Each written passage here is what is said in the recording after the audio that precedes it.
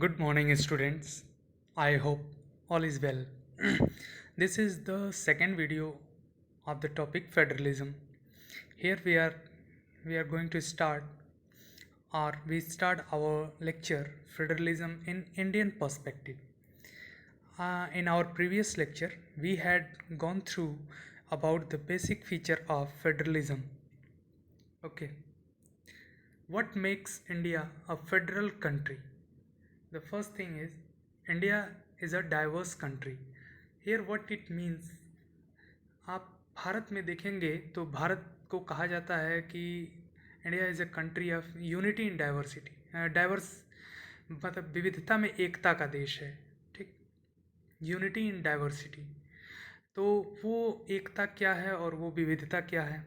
तो सबसे बड़ी विविधता तो है यहाँ पे भाषाई विविधता, linguistic diversity, religious diversity, ethnicity diversity, तो वेरियस काइंड ऑफ डाइवर्सिटी। तो डाइवर्सिटी होने के नाते हम कैसे फेडरल हैं? Relation between power sharing and diversity. Power sharing basically a participation in decision making. Participation of diverse group in decision making is key to accommodate our diversity. Like the example of Sri Lanka and Belgium in our previous chapter, power sharing, we see that in Belgium how they manage their diversity through power sharing. उन्होंने किस तरह से French group को और Dutch group को, जो कि numeric majority में थी डच ग्रुप, उसको भी और ये फ्रेंच ग्रुप को भी इक्वल पार्टिसिपेशन दे के मिनिस्ट्री ऑफ काउंसिल में कैसे वहाँ डाइवर्सिटी को मैनेज किया।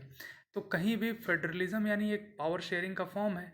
उस पावर शेयरिंग के थ्रू विभिन्न ग्रुप को डिसीजन मेकिंग में भागीदारी देके कहीं ना कहीं उसको उस प्रक्रिया से जोड़ा जाता है जिससे राष्ट्रीय एकता बनी रहे। ठीक, उसी प्रकार हम देखे थे मेजोरिटेरियनिज्म इन श्रीलंका, मतलब बहुसंख्यकवाद, किस तरह से वहाँ एक सिंघला कम्युनिटी को ही बढ़ावा दिया गया राज्य के अधिनियमों द्वारा, राज्य के कानूनों द्वारा, बहुत सारे संविधान के संशोधन किए गए। उसका एंड रिजल्ट क्या रहा कि श्रीलंका में सिविल वॉर हो गया। एक तमिल इलम करके एक संगठन था, उसके खिलाफ श्रीलंका ने के जो सेना थी उन्होंने ऑपरेशन किया, एक तरह से जेनोसाइड कर दिया पूरा वहाँ पे। ठीक, तो उस स्थिति से बचने के लिए, डाइवर्सिटी को प्रोटेक्ट करने के लिए फेडरलिज्म एक अनिवार्य चीज़ है। Second thing, the constitution declare India as a union of state. इसका मतलब है कि जो हमारा संविधान है उसने भारत को एक राज्यों के संघ के रूप में पहचान दी है। अब ऑल दो it did not use the word federation, Bharat में फेडरेशन शब्द का यूज नहीं हुआ है जिसका हिंदी मतलब संघ ही है। The Indian union is based on the principle of federalism. देखिए, भारत में फेडरेशन शब्द का इस्तेमाल कहीं नहीं है संविधान में। हमारे यहाँ जो शब्द आर्टिकल 1 के अंतर्गत है वो है यूनियन।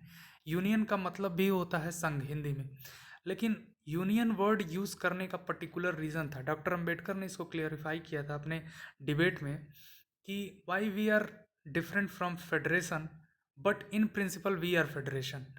तो there are two thing that make us different. पहली चीज़ कि and these things are based on our historical experiences and our making of constitution, the principle on which we are based. तो उसमें जो पहली बात थी वो थी कि जो भारत का संघ होगा यानी द यूनियन ऑफ इंडिया, उसमें राज्य जो है वो एक कॉन्ट्रैक्ट के थ्रू, मतलब किसी संविदा के थ्रू या किसी शर्त के तहत वो संघ के भाग नहीं होंगे। ठीक, वो एक शाश्वत रूप में होंगे, यानी संघ जो है वो शाश्वत होगा। ऐसा नहीं है कि कोई राज्य कल अलग देश बन जाए, ये हमारा संविधान कभी भी अधिकार नहीं देता है। और दूसरा दूसरा इसमें ये था कि जो राज्य थे वो नश्वर प्रकृति के हैं, मतलब राज्य की सीमा बदली जा सकती है, राज्य का नाम बदला जा सकता है और राज्यों का आकार बदला जा सकता है। यानी राज्य जो है वो अस्थाई नहीं है, जबकि संघ जो है वो अस्थाई है। ठीक, तो इन दो रीजन की वजह से हमारे यहाँ संघ के बजाय, फेडरेशन के बजाय यूनियन वर्ड का इस्तेमाल किया गया था। And third thing is 3 tier of government. We already discussed about this. At center, there is a central or national government. In various state governments, and also in a state there are panchayat level governments, and these three tier of government make the whole picture of our federal structure. Okay, तो ये रहा हम क्यों संघ हैं, उसके 3 ये आधार हैं। अब अगला लेक्चर है आपका पावर शेयरिंग के अंतर्गत federal feature of the Indian constitution, कि हमारा जो संविधान है उसका फेडरल फीचर क्या है, वो संघीय विशेषताएं क्या हैं। तो उसमें सबसे पहली विशेषता है the constitution clearly provided a three fold distribution of legislative power, वैधानिक शक्तियों का 3 स्तरीय विभाजन। यानी हम ऑलरेडी पढ़ चुके हैं कि फेडरलिज्म का मतलब होता है कि संघ और राज्य के बीच शक्तियों का विभाजन, ठीक। तो वो यही विभाजन है, यानी विधि बनाने की जो शक्ति होगी वो कॉन्स्टिट्यूशन दोनों को दिया है, और उन विधि बनाने की शक्तियों को 3 लिस्ट में समाहित कर दिया है। The constitution clearly provided a three fold distribution of legislative power between the union government and state government, and what this list are and what subject this list contain and who are authorized to make the law on which list. Okay, so here clearly you can see the first list is central list, union list भी जिसको कहते हैं हम, central list या union list, central government has power to make law.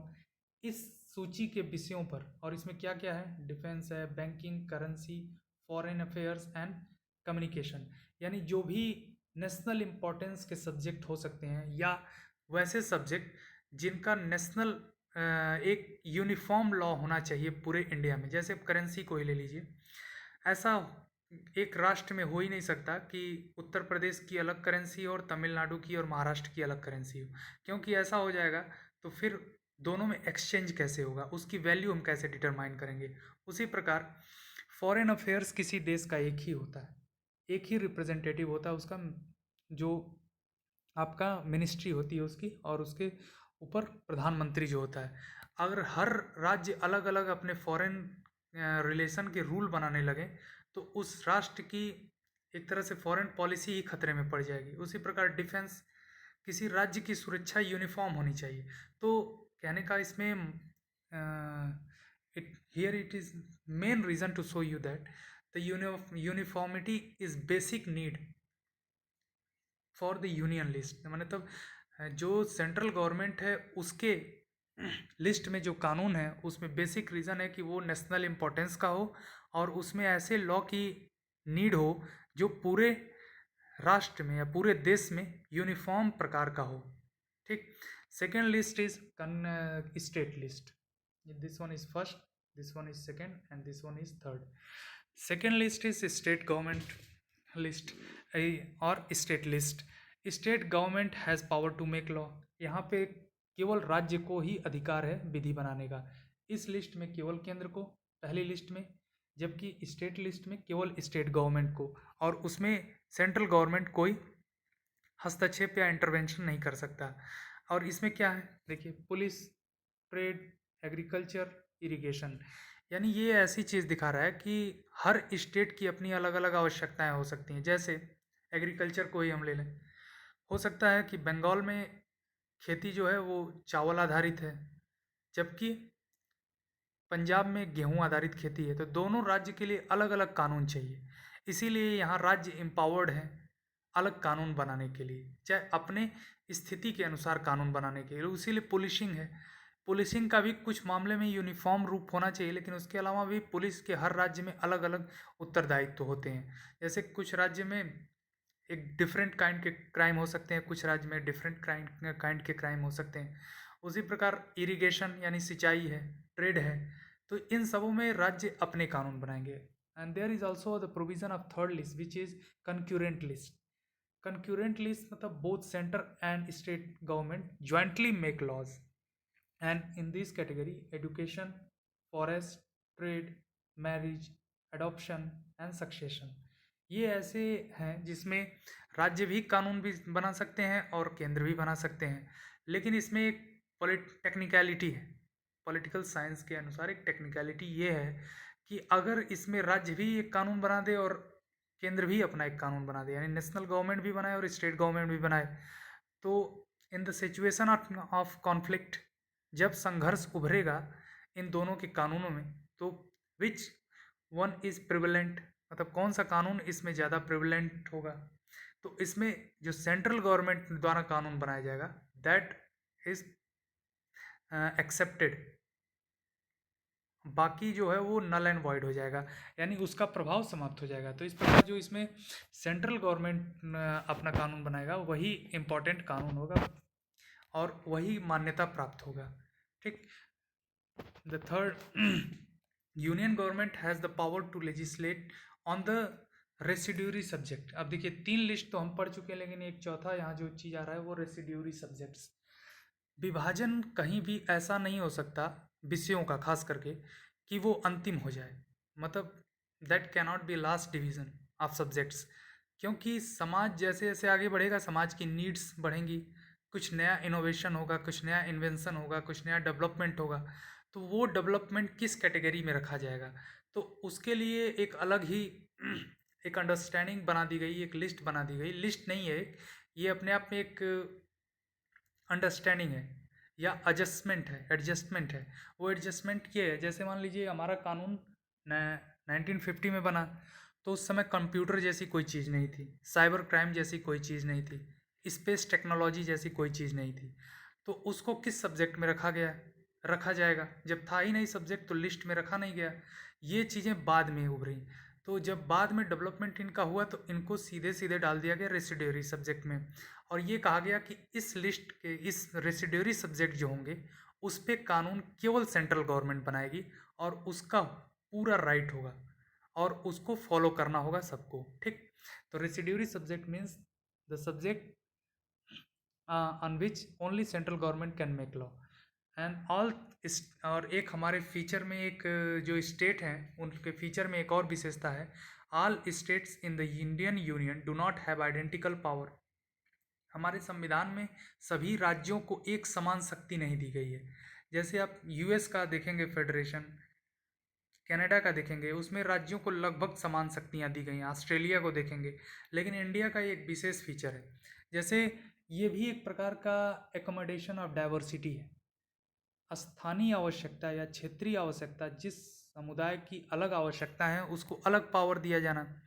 अभी जैसे एक example था जम्मू कश्मीर का, आर्टिकल 35A और 370 आप सुने, गवर्नमेंट ऑफ इंडिया ने अबॉलिश कर दिया। क्यों कर दिया? क्योंकि ये एक स्पेशल पावर देता था जो दूसरे राज्यों को नहीं था, यानी जम्मू कश्मीर का अपना झंडा था, जम्मू कश्मीर की अपने संविधान थे, जम्मू कश्मीर की अपनी नागरिकता थी, और इस प्रोविज़न के थ्रू इसको ख़त्म कर दिया गया। इसके अलावा भी हमारे पास नॉर्थ ईस्ट के ऐसे स्टेट हैं उनको स्पेशल प्रोविज़न है, बहुत सारे उनको छूट दी गई हैं कि वो कुछ कानून अपने लिए बना सकते हैं, वो बाहर की एंट्री को रोक सकते हैं अपने स्टेट में, जबकि और स्टेट को ऐसे पावर नहीं दिए गए हैं। तो the second feature or the third feature is all state in the Indian Union do not have identical power, and third, provision of union territory। हमारे यहाँ स्टेट तो हैं ही, लेकिन उसके साथ साथ यूनियन टेरिटरी भी है जिसको कहा जाता है संघ शासित क्षेत्र। ठीक। आप यहाँ एक मैप देखेंगे, इसमें 8 यूनियन टेरिटरी दिखाया गया, आपको दिखाई देगा। ठीक। पहले 9 थे, पहले 7 थे, फिर 9 हुए, फिर उसके बाद 8 हो गए। अब इसमें आपको जैसे यहाँ से काउंट करते हैं, सबसे पहले लक्षद्वीप, उसके बाद पौंडीचेरी एक ऐसी यूनियन टेरिटरी है जो 3 स्टेट में फैली हुई है, केरल में, तमिलनाडु एंड आंध्र प्रदेश।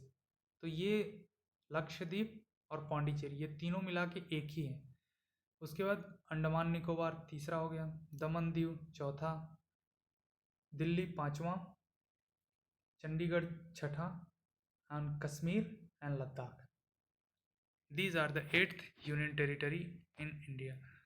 Okay. तो बेसिकली यूनियन टेरिटरी जो होते हैं उनको पार्टिसिप एक संघ का भाग नहीं होता शक्तियों के विभाजन में, यानी जो संविधान कानून बनाने की शक्तियां दी हैं वो केवल किसको दी हैं? राज्यों को, सारे संघ शासित क्षेत्रों को नहीं दी हैं। लेकिन 2 इसमें अपवाद हैं, एक है पौंडीचेरी और दूसरा है दिल्ली। लेकिन इनको भी जो मिला है शक्ति वो लिमिटेड मिला है, सारा नहीं मिला है। अंडमान निकोबार, लक्षद्वीप, दमन दादर नागर हवेली या दमन दीव, चंडीगढ़, इन सब पे सेंट्रल गवर्नमेंट के रूल और लॉ अप्लाई होते हैं। तो उसके बाद इसका कंक्लूजन ये है, the sharing of power between the union government and the state government is basic to the structure of constitution. ये जो स्टेट गवर्नमेंट और यूनियन गवर्नमेंट के बीच शक्तियों का जो विभाजन हुआ है वो हमारे संविधान का एक बेसिक फीचर है। It is not easy to make change to this power sharing arrangement. ये जो पावर शेयरिंग अरेंजमेंट है इसको ईजी नहीं है चेंज करना। The parliament can not on its own change this arrangement. Any change to it has to be first passed by both the house of parliament with at least 2/3 majority. When it has to be ratified by the legislature of at least half of the total states. इस सबसे अच्छा इसका example है GST. हम पढ़ चुके हैं कि रेवेन्यू शेयरिंग भी एक इम्पॉर्टेंट रोल होता है स्टेट और सेंट्रल गवर्नमेंट के बीच। तो जीएसटी एक ऐसा लॉ था जिसको पार्लियामेंट ने तो पास किया ही था, लेकिन उसको साथ साथ आधे राज्यों के विधानसभाओं द्वारा सहमति देना पड़ा, तभी वो इन्फोर्स हो पाया। तो यहाँ कहने का मतलब यही है कि कोई शक्तियों के वितरण से जुड़ा कोई भी कानून पार्लियामेंट या नेशनल गवर्नमेंट अकेले नहीं चेंज कर सकती। उसको चेंज करने के लिए स्टेट गवर्नमेंट के लेजिस्लेचर या विधानसभा की भी सहमति आवश्यक है। ठीक, उसके बाद है अब रोल ऑफ जुडिशरी। एक फेडरल गवर्नमेंट या एक फेडरल सिस्टम ऑफ गवर्नमेंट में जुडिशरी का रोल क्या होता है? Judiciary play role as an umpire, एक मध्यस्थ की भूमिका निभाती है। एक मध्यस्थ यानी जहाँ विवाद हो जाए वहाँ पे निर्णय सही क्या है उसको तय करता है judiciary. In case of any dispute about the division of powers, the high courts and the supreme court make a decision. जो राज्यों के उच्च न्यायालय हैं और जो दिल्ली वाला एक सर्वोच्च न्यायालय है वो उस डिस्प्यूट को एक्सप्लेन करता है, नरेट करता है और उसका एक सोल्यूशन बताता है, यानी एक अंपायर की भूमिका निभाता है। And these are the role of judiciary in federalism और इन अ फेडरल गवर्नमेंट। और जुडिशरी इंडिपेंडेंट होती है। जैसे हम पढ़ चुके हैं ना कि डिवीज़न ऑफ पावर हम पढ़े हैं, उसके अलावा सेपरेशन ऑफ पावर पढ़े हैं। तो सेपरेशन ऑफ पावर में जो ऑर्गन्स ऑफ द स्टेट हैं उसमें जुडिशरी है, लेजिस्लेचर है, एग्जीक्यूटिव है, सबके अपने अलग अलग शक्ति होते हैं। तो ये अभी फेडरलिज्म भी एक पावर शेयरिंग है। फेडरलिज्म में पावर जो है वो नेशनल और स्टेट गवर्नमेंट के बीच शेयर की जाती है। ठीक, तो यहाँ एक इंडिपेंडेंट जुडिशरी इस पावर शेयरिंग को में डिस्प्यूट कोई हो तो उसको उसका सॉल्यूशन बताती है। ओके, और अब ये काम है आपके लिए। यहाँ पे कुछ ऑब्जर्वेशंस दिए गए हैं, इसको आप पढ़िए और इसका आंसर आप करिए अपनी बुक में और वो चेक होगा। Pokhran, the place where India conducts its nuclear test, lies in Rajasthan. Suppose the government of Rajasthan was opposed to the central government's nuclear policy. Could it prevent the government of India from conducting the nuclear test? अब इसमें आपको उसी विषय के आधार पे समझना है। The list that has been described in the lecture, union list, state list और कंकरेंट लिस्ट, उस आधार पे इसके सब्जेक्ट को समझना है और ये देखना है कि कौन चीज़ स्टेट कर सकता है, कौन चीज़ सेंटर कर सकता है, कौन डिनाई कर सकता है, कौन नहीं कर सकता है। इसी प्रकार से सेकंड क्वेश्चन भी आपको समझना है, थर्ड भी समझना है और इसको बुक में इसका आंसर लिखना है नोटबुक में। ओके, तो this is the second lecture in the topic federalism. अभी ख़त्म नहीं हुआ है, फिर आगे हम इसको और पढ़ेंगे। Okay, thank you.